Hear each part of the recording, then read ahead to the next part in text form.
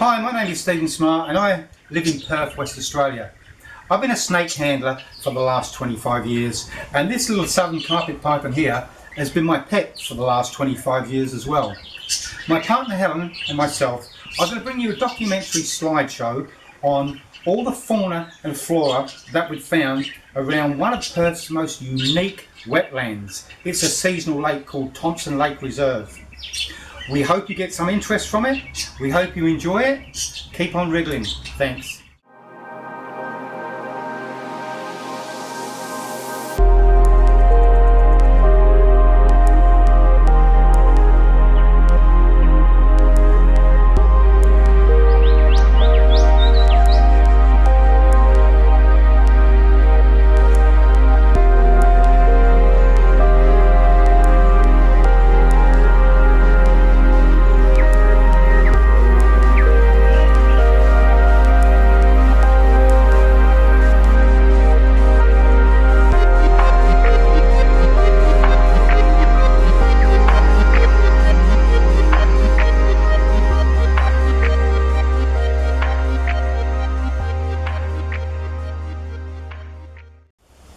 Hi, a few interesting facts about Thompson Lake is that it's formed between two sand dune systems.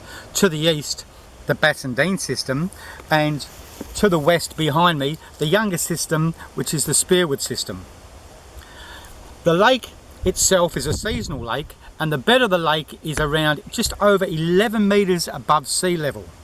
And the sediments found in the lake are between 30 to 40,000 years old, which makes them a little bit older than me, and they're known to be the oldest sediments found in the entire of West Australia. There's a buffer zone of trees that can go from anywhere from 100 metres to 400 metres deep, and in the centre of that lies the lake, and that's what keeps it so beautiful. Just a small talk now on tree martins and welcome swallows. They're normally found in airspace, flying over fields, flying over forests. In this case we was lucky enough to catch them flying over Thompson Lake, catching insects as they were flying. Have a look at those pictures and we hope you're enjoying it. Thanks.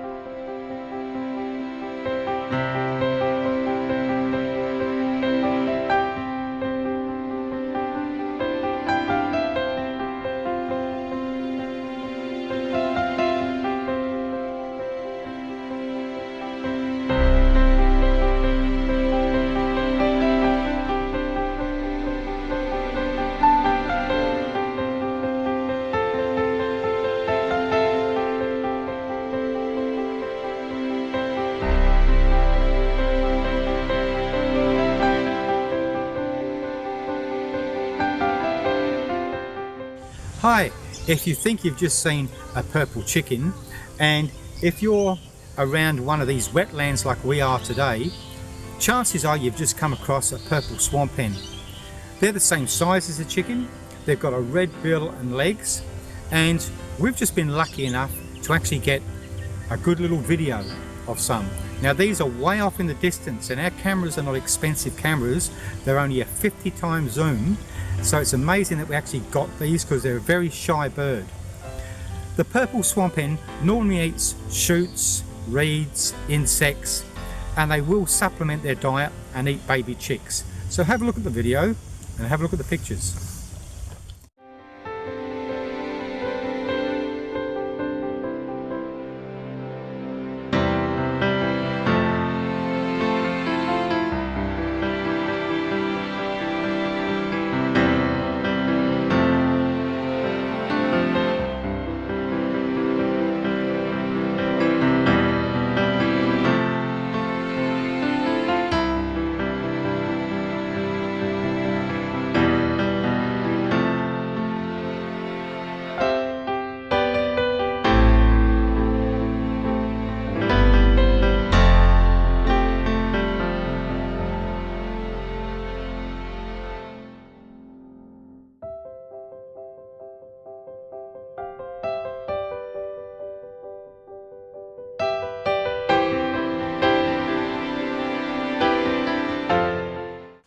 again down at Thompson Lake, and we're just letting go a dugite, another dugite that was attacked by a dog, and it looks like he's going to be okay. He looks like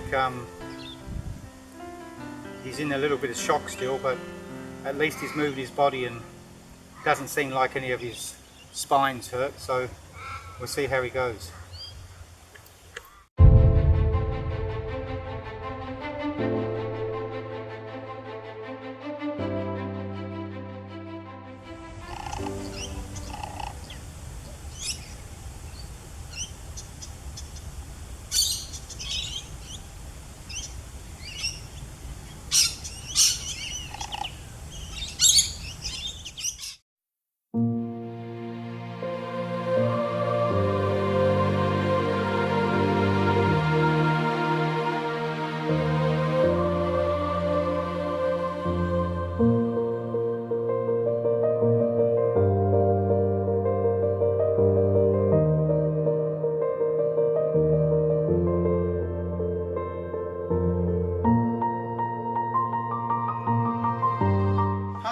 Again, as you can see, we're at home. We've been doing a study on the lake, and the reason why we've actually picked Thompson Lake for this small documentary is because it is a very unique place. And what made it unique was that a man back in 1954, his name was Mr. Waverley Ford from Hamilton Hill, put in the first recorded fauna list to the Parks and Wildlife. And what happened through the years after that, it slowly got to the point where in 1993 it was fenced and it became a Class A reserve. The fence is a vermin-proof fence. Not only has it kept the vermin out, but also it's helped keep a lot of other activities out that might ruin the lake and the buffer zone. The buffer zone is heaps of trees and bushes and some beautiful plants there as well. And that goes from the actual limestone track all the way up to the vermin-proof fence. And in some places that's between 100 metres to 400 metres. Thompson Lake is called Jilbuck Lake by the Aborigines, and that means a place of grass. That's another thing that makes it so beautiful. So if you're that way inclined and you love nature and you want to do a bit of bird watching, maybe go and see the kangaroos, grab some water, grab your binoculars, take a nice stroll around the lake. It should take you around between 2 to 3 hours to get around the lake comfortably. Make sure you stay on the limestone track, because in some places there are tiger snakes, but if you stay on the track you should be pretty safe. Hope you enjoy it, which I'm sure you will. Catch you soon. Thanks.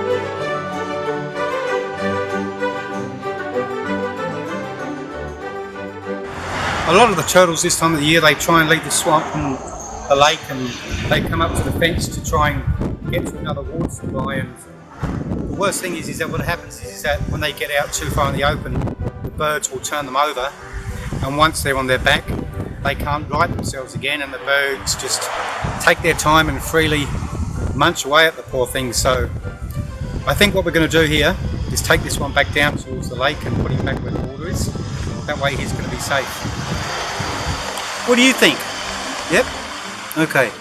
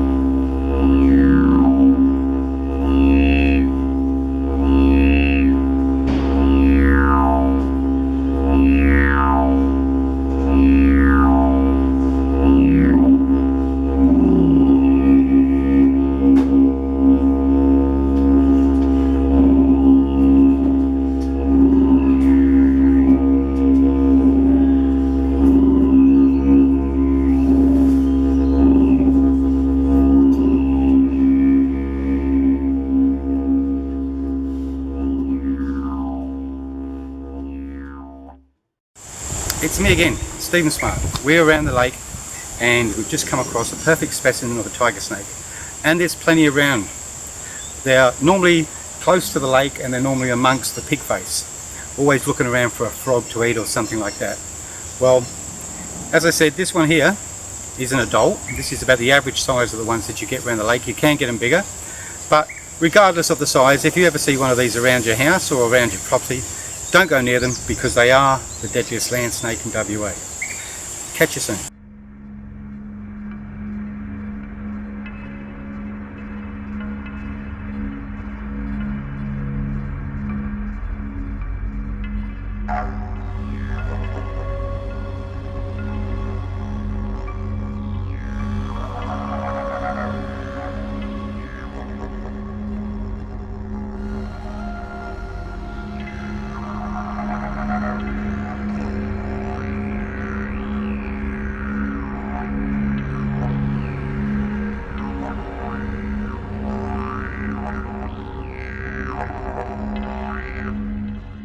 Hi, here we are again at Thompson Lake, and this time we're down the southern side of the lake, very close to the lake, and we've come across a bush that has got a nice big new swarm of bees on. You've most probably seen them before. Big swarm of bees shaped like a heart shape. All the workers are on the outside and they're looking after the queen on the inside. It's a new swarm and they've mostly come from an old hive somewhere, whether it's a hollow log up in a tree somewhere. Either way, when it comes to bees, we have around about 800 different species in West Australia. So if you do get stung by a bee, make sure you're not using your fingers to pull out the sting. Don't use your fingernails. If you've got a knife, run the knife down your skin gently. That will take the sting out. If not, use a leaf and run the leaf down your skin.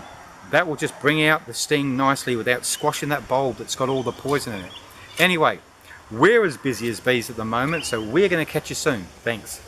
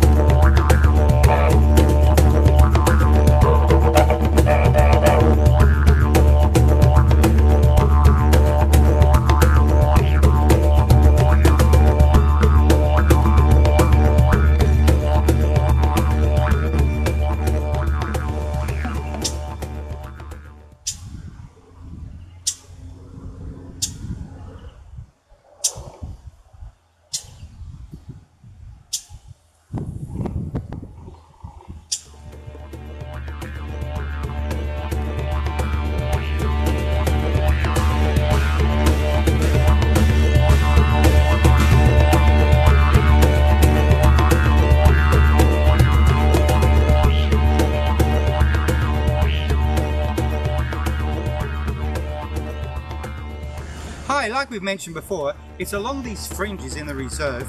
If you're lucky enough, you're going to come across a bird of prey. Well, we was lucky enough yesterday to come across a little eagle. They're one of the few birds that can actually soar up to 500 meters. They prefer live prey, but if food is scarce, they will eat carrion. Check those pictures out. Also check out the next lot of pictures on the shingleback goanna. They're found throughout Australia, and their colours will vary from dark brown with yellow spots to a reddish brown to a grey. They love plant life to eat, but they will eat snails and beetles, and with their strong jaw muscles they can crush those shells and beetles quite easily. When I've been out on snake calls, people have asked me, if I've got goannas in the back garden, will they keep snakes away? Well, I've actually seen goannas eating little dugonites, but as the dugonites get older, the role will change, because I've actually been out on snake calls where I've gone to catch a big 5 foot or 6 foot dugite, and they've actually been halfway through devouring a goanna. So there you go, keep smiling, thanks.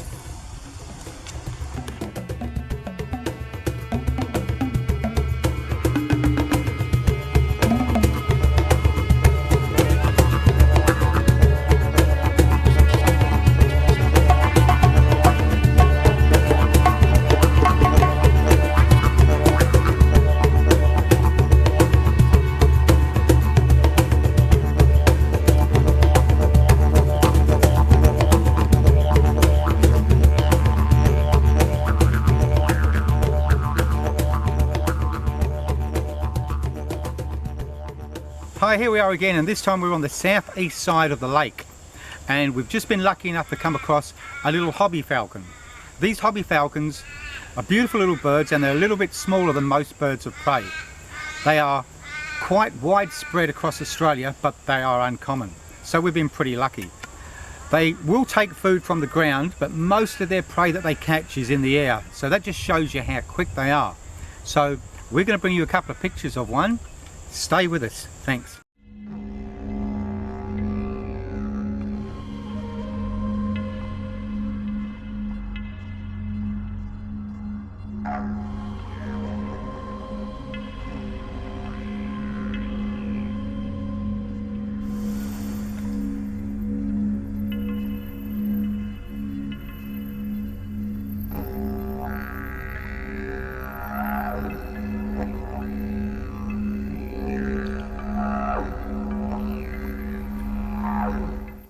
Hi, here we are in Thompson Lake again, and we are halfway up the buffer zone on the southeast side, and we've just seen a beautiful little hobby falcon up in the tree up here, still looking for some food around about this time of the evening.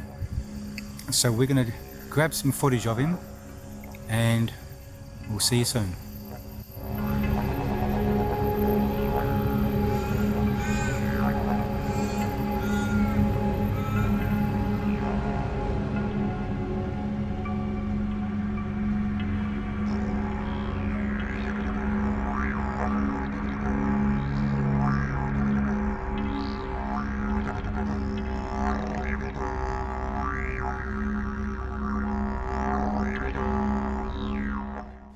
Just a quick talk on the large goanna that we came across. We have 20 different species of goanna and monitors in Australia, and it's amazing that they will virtually eat anything whatsoever, whether it's dead or whether it's alive.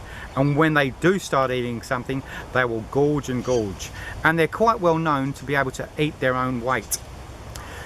Have a look at those pictures. There's only a small video that we've got. Have a look at those. We hope you like them, and we're going to be off now, so thanks.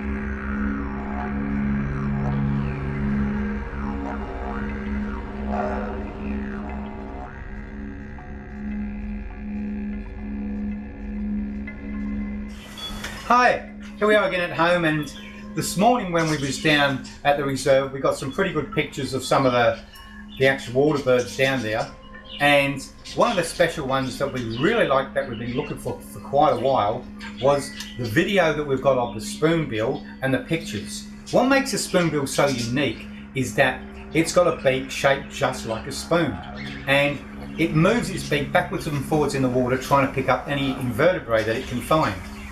Check out the video, check out the pictures, and we hope you enjoy it. And now, before we go again, it's time to feed Monty, our pet. Normally we feed him mice and rats, and sometimes stray children. But we don't want you worrying out there because it's only the spoilt ones.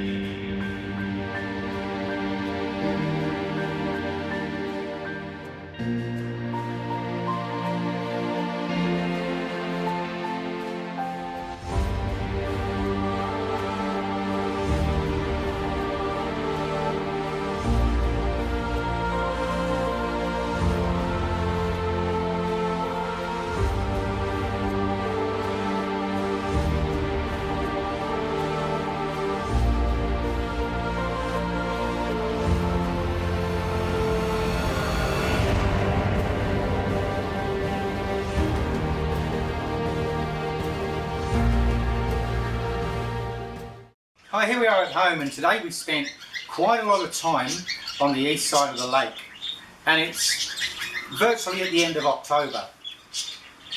We've got a couple of pictures there of us actually looking across the lake from the east side to the west side to give you some idea exactly what it looks like.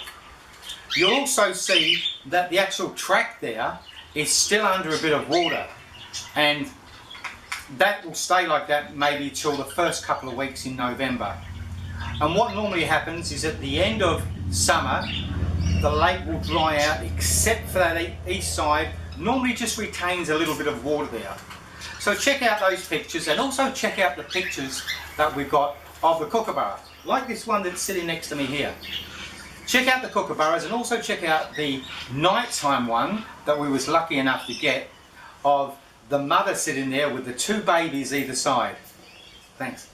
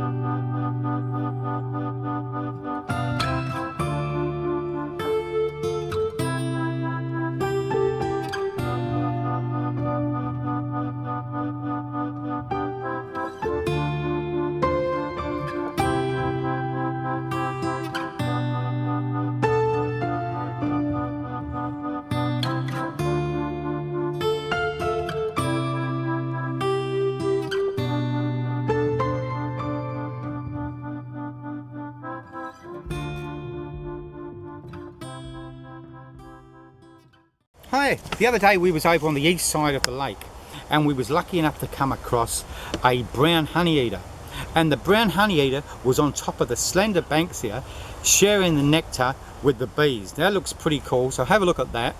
What we'd also like to say is, if there's any slide pictures that we haven't elaborated on, we're going to try and put a headline on each one, so that if you can't identify it yourself, you'll be able to read what it is. Thanks.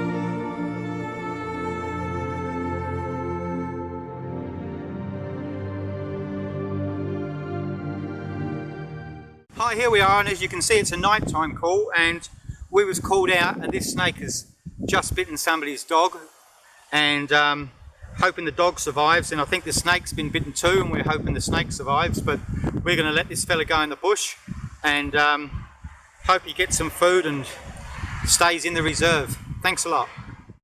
Hi, the other night we came across a brush-tailed possum.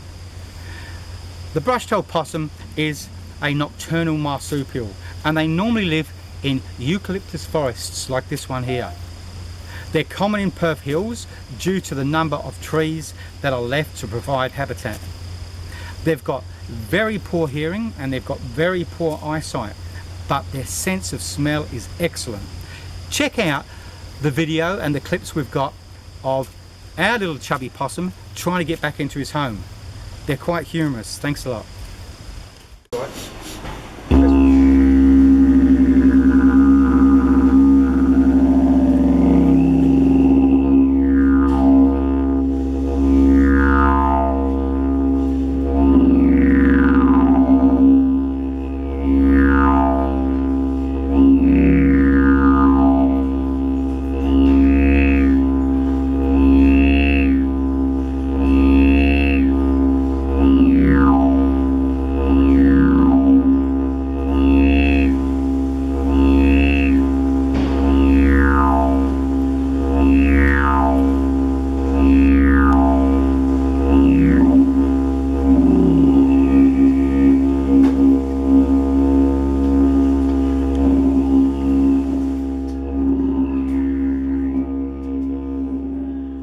Here we are again, we're back in the reserve. It's 9 o'clock at night, and as you can see we're taking a video of this spider here, which happens to be a will weaving spider.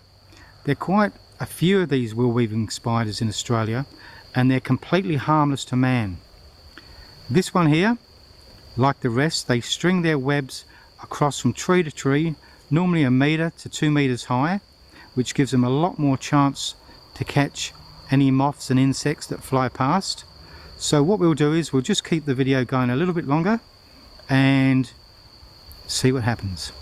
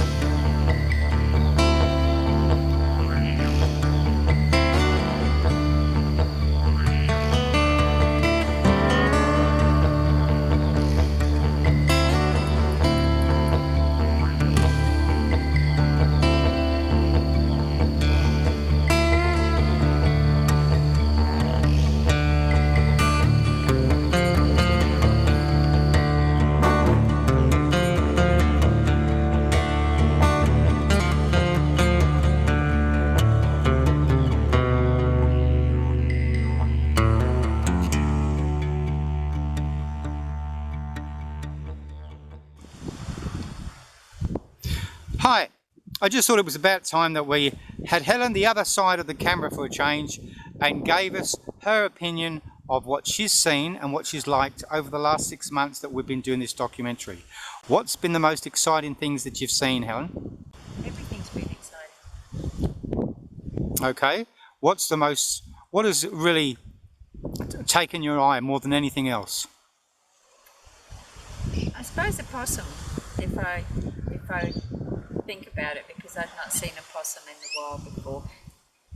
Also the kangaroos, because apart from the zoo or when you go into the country, I'd never seen kangaroos so wild in the suburban area, which a lot of people don't realise they're here, but that's a good thing.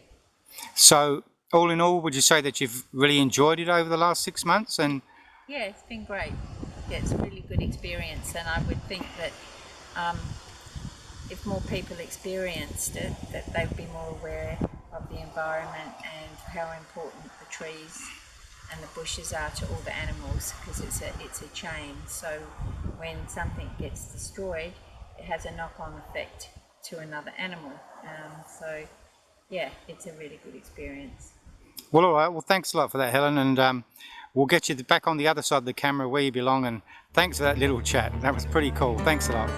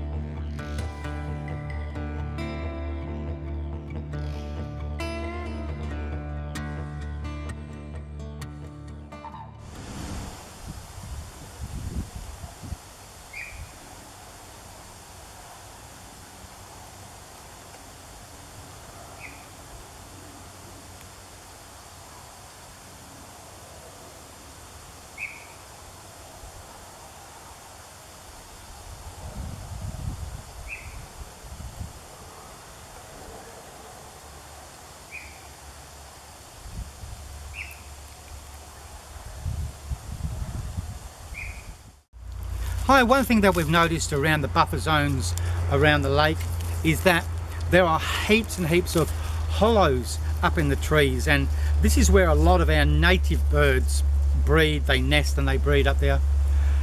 And the worst thing about it is that we have also heaps and heaps of rainbow lorikeets, and back in 1968 when they were introduced into Perth there was only a couple of dozen of them, but now we have thousands and thousands of them, not only in the lakes and the wetlands but through our suburbs. And what they will do is they will actually go into the hollows and they will push the other birds out, and they're quite aggressive when they do that. Have a look at the slides that we've got and the pictures, and we'll see you soon.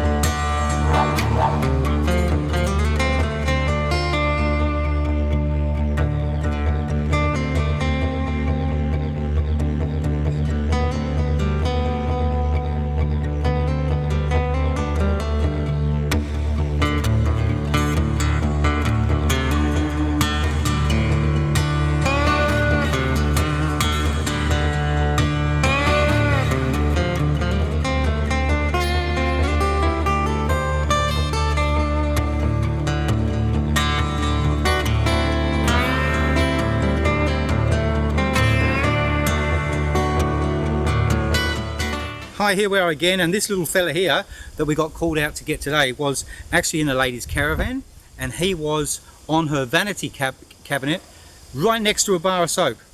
And I think the lady would have got a shock if she would have gone in there to actually wash herself.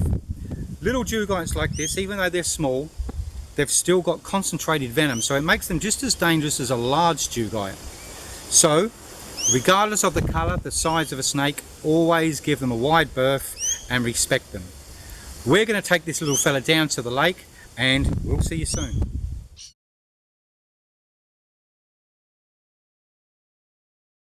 Hi, here we are again, and yesterday we was on the east side of the lake, and on the outside of the actual buffer zone we came across a rainbow bee-eater that looked very similar to a kookaburra or a kingfisher from a distance. When we got closer, we identified it as definitely being a rainbow bee-eater. What they do is they will actually catch insects on the wing, catch the bees off the ground or on flowers, and they'll bring them back to where they're perched, and they will actually beat them against the wood to get the sting out so that they're safe to eat. The rainbow bee-eater is quite a humorous bird if you ever see it building its nest, because it's one of the only few birds in the world that will actually build its nest on the ground, and it actually burrows along. And it can burrow up to around about 1 metre long, and it balances on its feet and on its wings, and it digs with its bill. So that's quite humorous to see it. Ingenious though. Also check out the couple of pictures that we've got of the red-capped parrot, and we're going to catch you really soon. Thanks.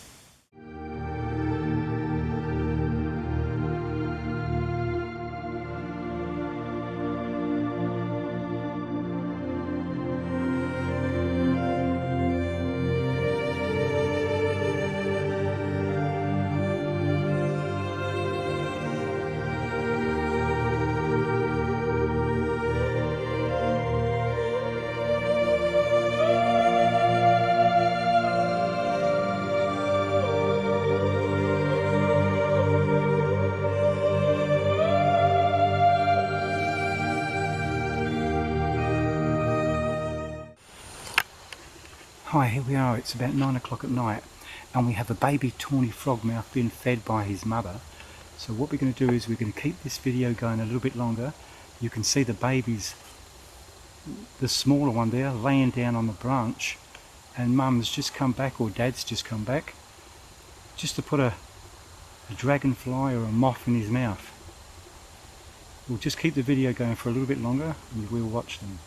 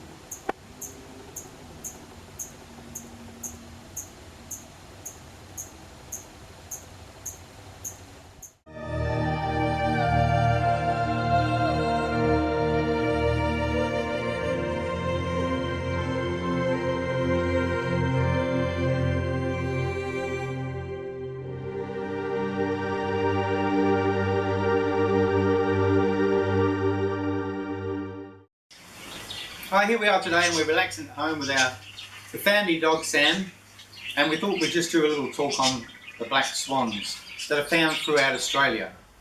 The male is called the cob, the female is called the pen, and the babies up until a year old are called cygnets.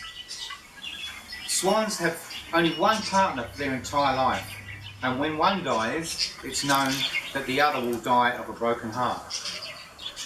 They are sedentary birds, which means that they will stay in the same wetland for the entire year. Swans symbolise love, beauty and grace in lots of ways in life. Well, we came across some baby swans. We came across some cygnets 3 months ago, and they was only a couple of weeks old, so we took some pictures of them and we saw them again the other day, and now they're getting quite well developed. So have a look at them and we'll see you soon. Thanks a lot.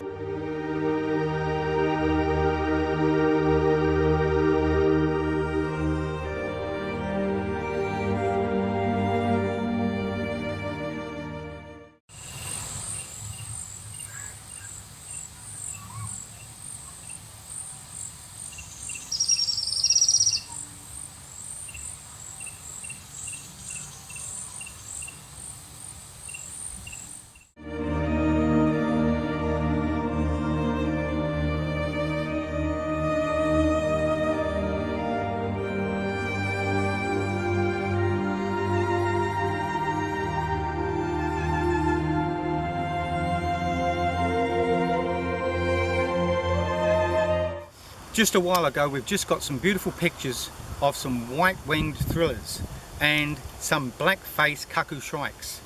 These birds are beautiful birds and they're normally found throughout Australia. Their main diet is on insects, dragonflies, flies, mosquitoes, and they normally like to perch along the fringes of forests, especially where there are waterways. That's exactly where we've got these pictures from today. So enjoy them, see you soon.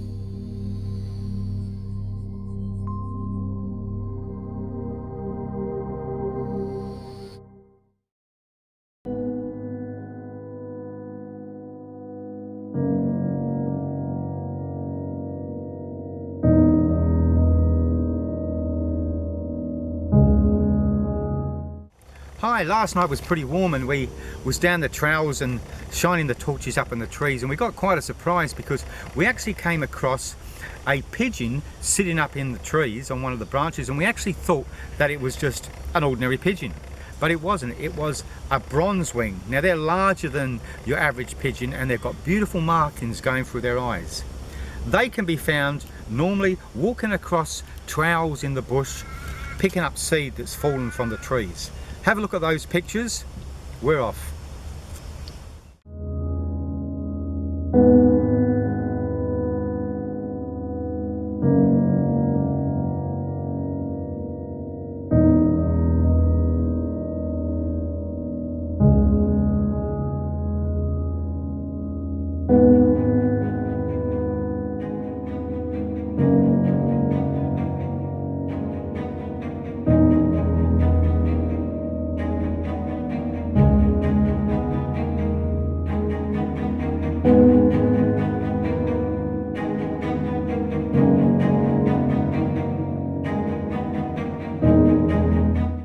The other day we was down the lake and we came across some red wattle birds, and they can be found in the gum trees, eucalyptus trees. Where there is heaps and heaps of rich sources of nectar is where they're normally found. They can be identified by the red tag on their neck.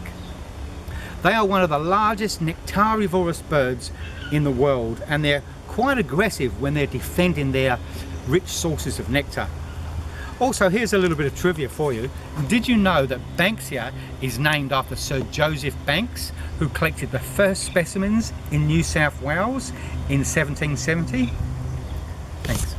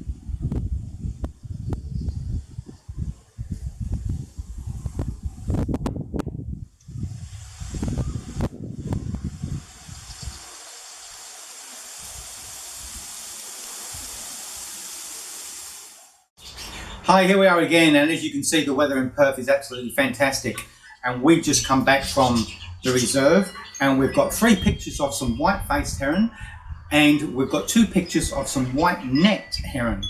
The white-faced heron is the most common that we've got, but both of these birds can be found throughout Australia where there are wetlands and where there are waterways. Like I said, the weather's too good to waste, so we're off again. Thanks.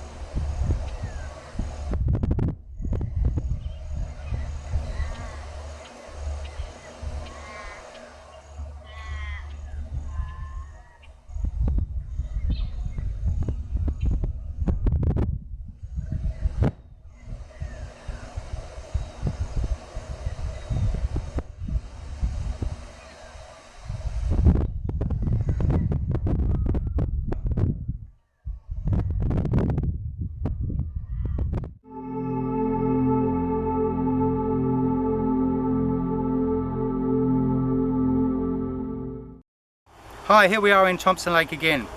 We've just been called out to a shopping centre, and this little fella here is a dugite, and you've most probably seen them before in the video, but this one here most probably about 2 or 3 years old, and he's quite feisty, and as usual he's done a good job of scaring the people, and we're going to let him go a little bit deeper into the bush and we'll video him as he goes. Thanks.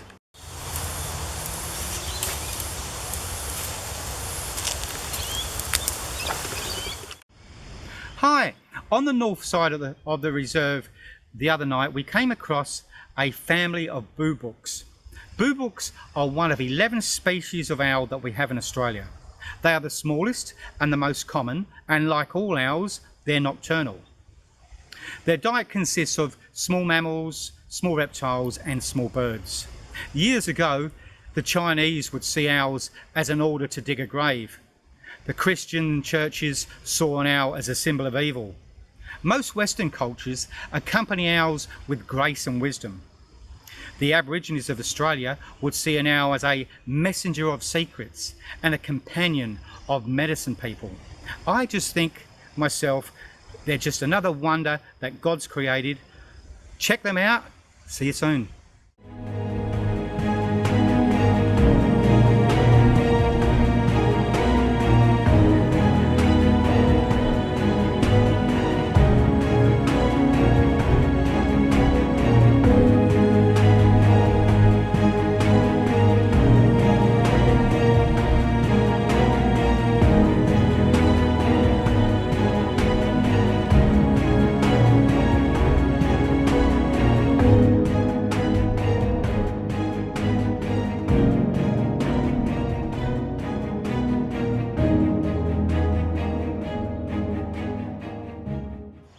Hi, here we are again. It's 6 o'clock in the morning and we got here about 4:30, and as the sun just started to come up we got some nice pictures of some blue wrens and some silver eyes.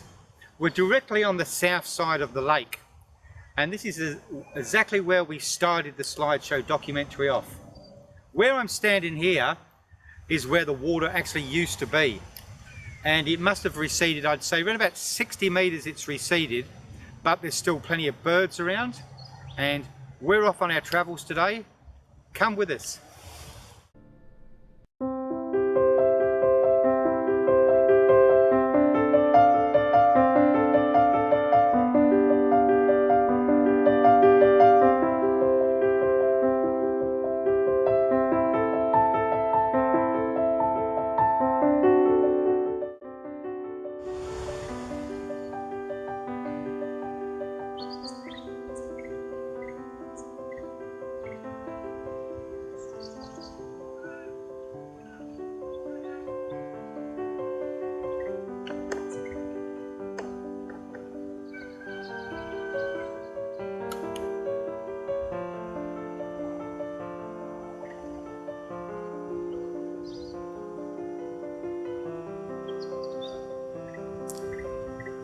Rabbits.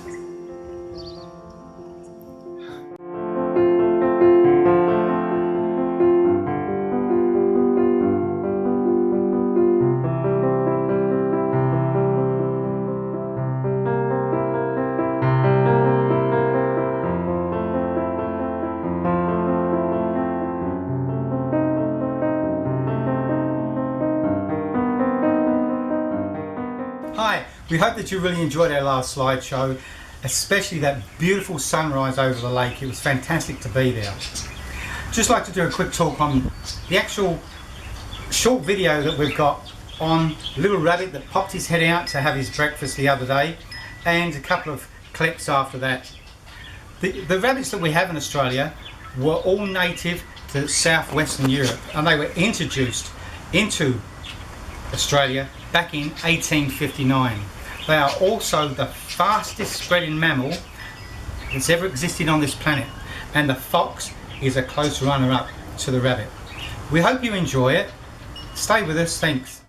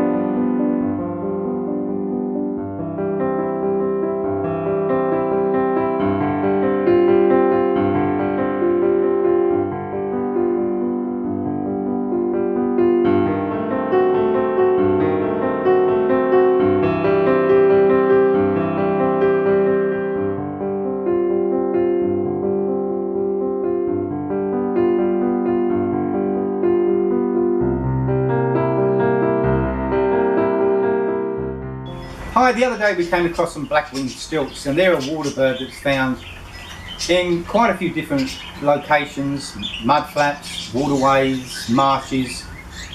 They're a social bird. They like to hang around in small groups, and their actual looks are quite amazing because they've got red to orange legs with a black straight beak, and what they do is they plunge their beak into the water to try and catch subaquatic prey. We've got some beautiful pictures and a small video of those. Check those out, but also check out what I think is really amazing. One of the best pictures that we've got so far is two kangaroos. They look like they're twins, and they actually melt into the background. The colours absolutely, the flora is beautiful. And check out Mum with the baby popping out of its pouch. Keep smiling, thanks.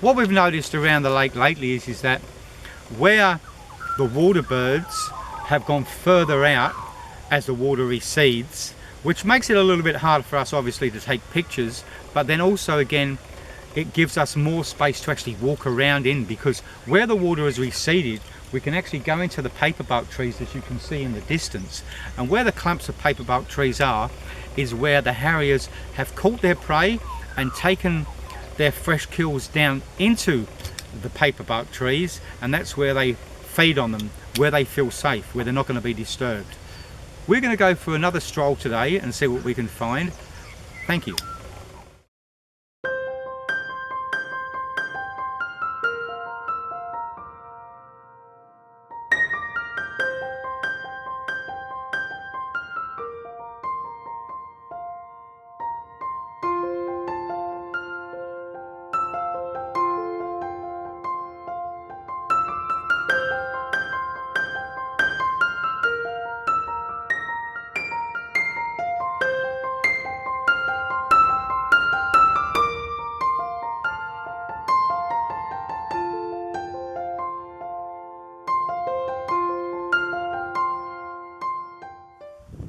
Hi, here we are again, and we're just relocating another Jew guy. I've got him in the bag here. We actually had a late call last night and we went out to get him, and we actually found him around the back of a lady's house and he'd gone up the drain pipe. It's quite amazing where they can go and where they can hide. Anyway, we're going to let him go and then we're going to move on to something else.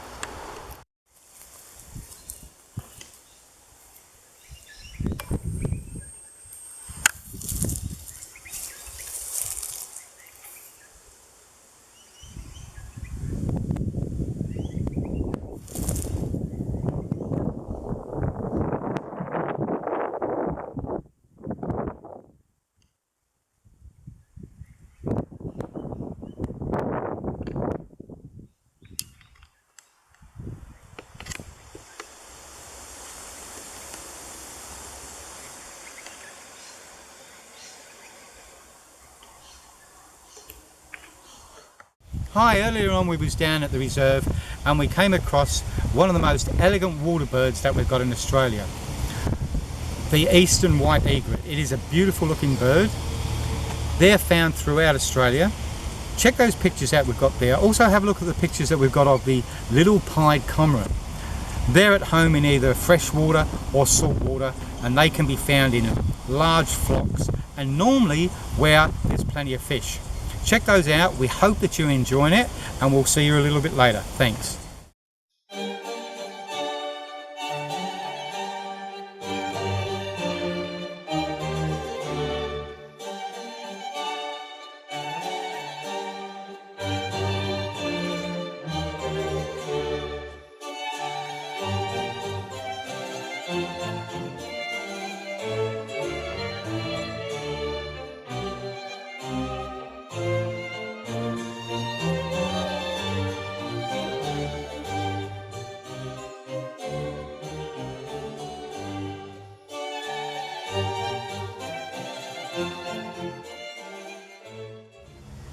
Hi, can you tell me which is the most familiar bird that we've got in Australia?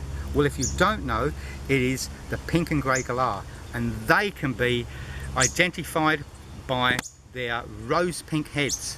They can be found in most states in Australia, and they live up to around 40 years old. Check out those pictures. We'd also like you to check out the next lot of pictures of the ring-necked parrot. The ring-necked parrots, they can be identified by their yellow collar, and they are one of the many birds that gets displaced by the introduced rainbow lorikeets that we've got. Their diet consists of bulbs, nectar, seeds and fruit. Check them out. We hope that you're enjoying the pictures. Keep smiling.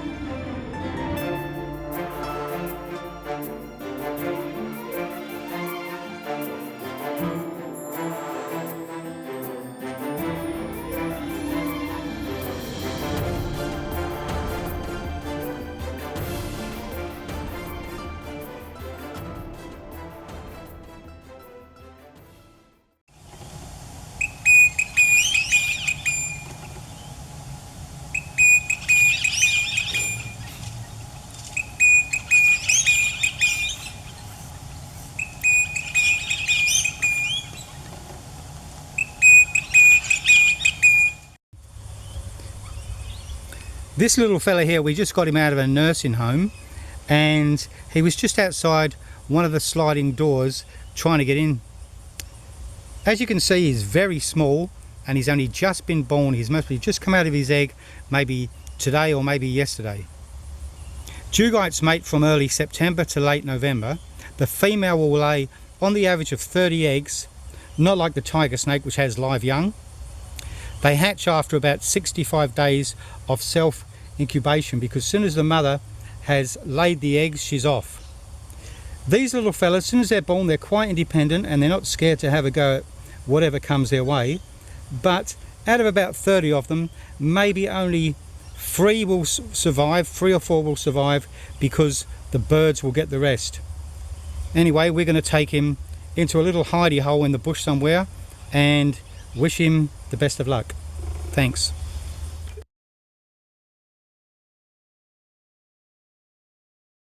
Hi, the other day we came across a wedge-tailed eagle eating its prey just out from the inside of the buffer zone. It was quite amazing. We've got footage of that and we've got a few pictures. About 2 weeks ago we saw the male and the female pretty high up, perched on one of the old hollows in the tree up there. But it was too far away to get a decent picture, so we're quite happy with what we've got here. The Aborigines call them bunjil, and they are the largest eagle that we have in Australia. Their legs are full feathered, and it looks quite funny because it actually looks like they're wearing pants. Generally they feed on rabbits, wallabies, small kangaroos, reptiles and water birds. When they breed, the male will dive down from a height, and as he dives down towards the female, she will roll around on her back and they will latch on together, and that's how they mate. They will make a nest together and the female will lay between 1 to 3 eggs. 2 chicks are raised, but only one will survive by killing its sibling. Have a look at the pictures, have a look at the video, they're quite amazing, and like I said, we're quite happy to have got that. Also have a look at the other pictures that we've slid in after of the nests, because the actual nest that we've got is around about 2 meters wide and some of their nests are up to 3 meters deep. We hope you enjoy it. Keep smiling, thanks.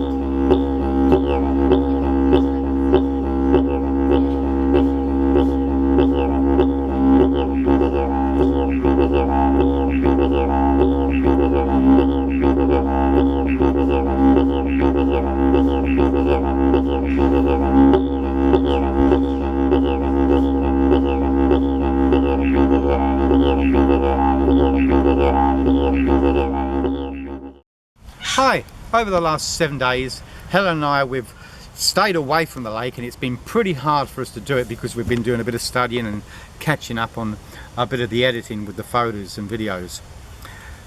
Did you know that there's up to 86 species of bush birds and around 50 species of water birds that visit the reserve? Now that's quite a number, and we have got nowhere near that, obviously, because we're doing a study, a surface study on everything that's there, just to let people know that the lake and the reserve and buffer zones around it is quite full of life. A little bit of trivia for you. Did you know that fauna comes from the name Fauna, a Roman goddess of earth and fertility, and flora was the Roman goddess of flowers and spring? Keep smiling, see you soon. Hi, the other day we was on the eastern side of the lake and we came across a cute little froglet that jumped in front of us on the trail. We identified it as being a common eastern froglet, and they only grow to about 3 centimeters long. They like to eat flies, mosquitoes, cockroaches, spiders, centipedes and caterpillars. They are a ground dwelling frog and they're quite common. Have a look at those pictures, and also I'd like you to have a look at the next lot of pictures in this slide of the New Holland honeyeater, which is found throughout southern Australia. The honeyeater is an active bird and it rarely sits still long enough to get an extended view. It is a very inquisitive bird, and you might see them in the garden. They actually came up to us in the bush when we was doing a bit of filming the other day. They mainly eat nectar, but they will eat insects and they will eat spiders. Have a look at those and we hope you enjoy them. Thank you.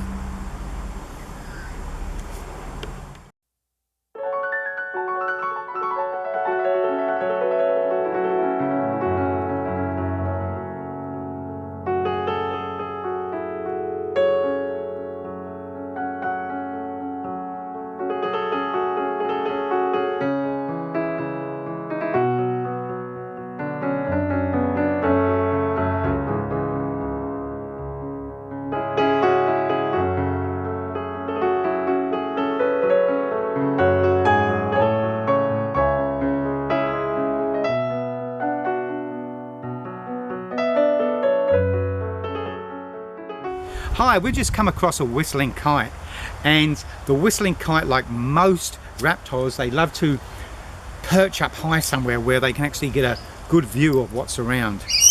The whistling kite gets its name from the actual whistling sound that it makes when it's leaving the tree and actually when it comes back to perch. Their main diet consists of small mammals. They'll eat insects, they'll eat lizards, they'll even eat small birds. There is some evidence that the whistling kite is dying out across the southern parts of Australia, and that is due to the fact that wetlands there are being drained for housing. It's a shame. We hope that something turns around there. We hope you enjoy the pictures too in the video. Thanks.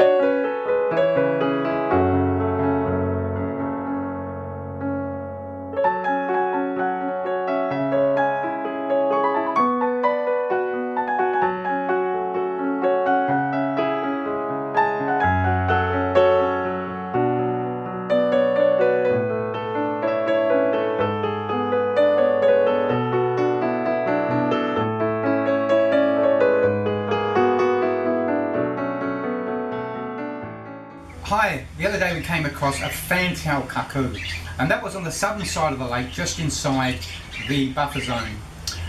They're a pretty uncommon bird around Perth, and they can be identified by the yellow ring that goes around their eye.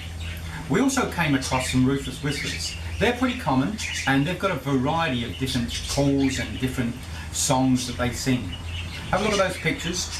And we also done a small video on Monty because last week he came out of his skin, and we just thought it would be interesting for people to actually see a snake coming out of his skin.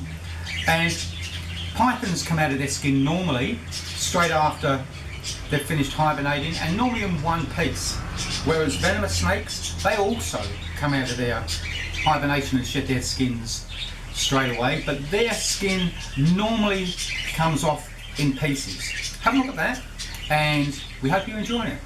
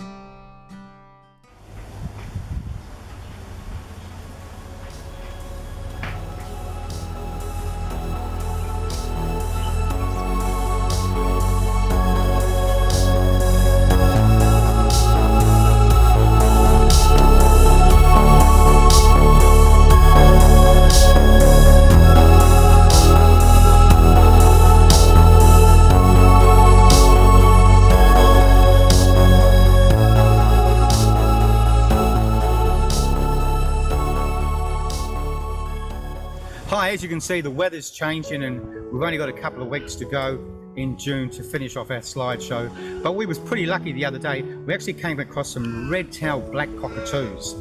They're known to the Aborigines as korak, and they live between 25 and 50 years old. They feed on seedlings from the Mari tree, the jarrah, the blackbutt, the carry, the sheoak, also from the ornamental eucalyptus and the introduced Cape lilac. Threats to the species are feral honeybees, shell duck and wood duck, which will take over nesting hollows. Have a look at them.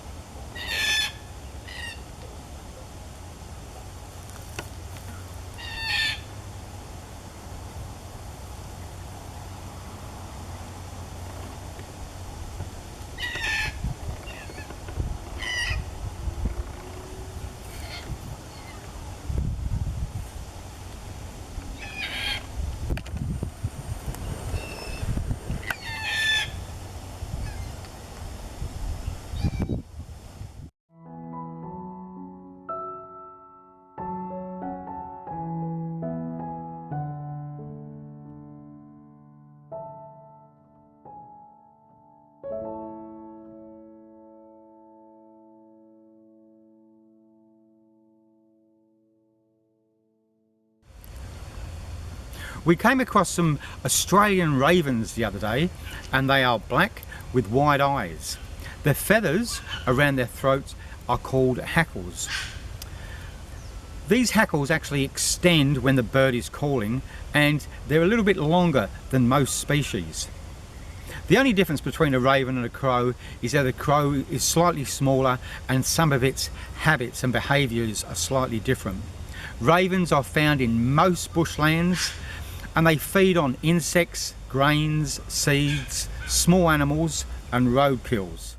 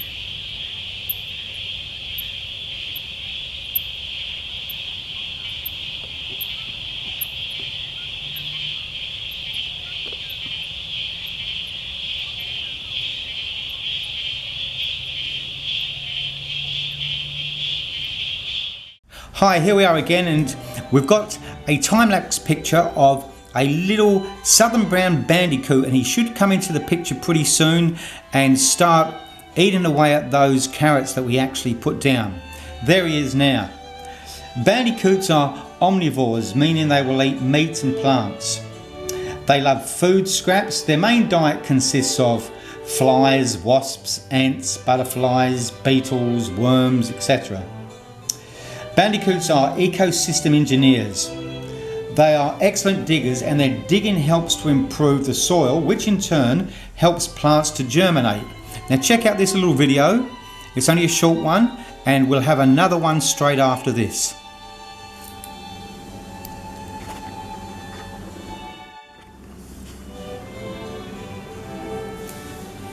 Now in this one you can actually see he's actually got his nose in the ground where he's digging away there, and then he comes back over to the carrots. We're quite happy with these, and we hope you're enjoying it.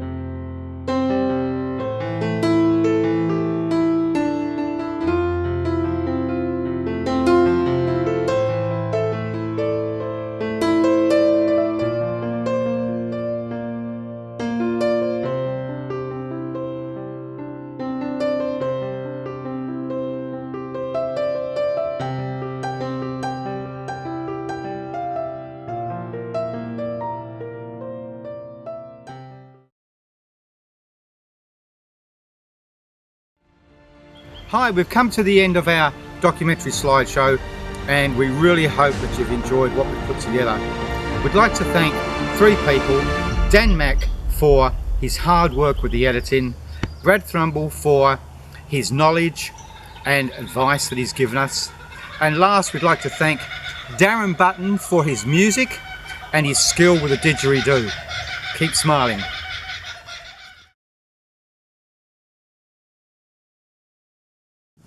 Go, you're recording. Hello. Hello, here we are again at Thompson Lake, and we're on the southeast side. It's 5 minutes past 11 and we're looking at the lake.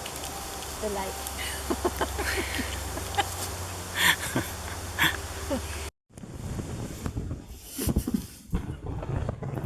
Hi, the other day we came across some red-tailed black cockatoos.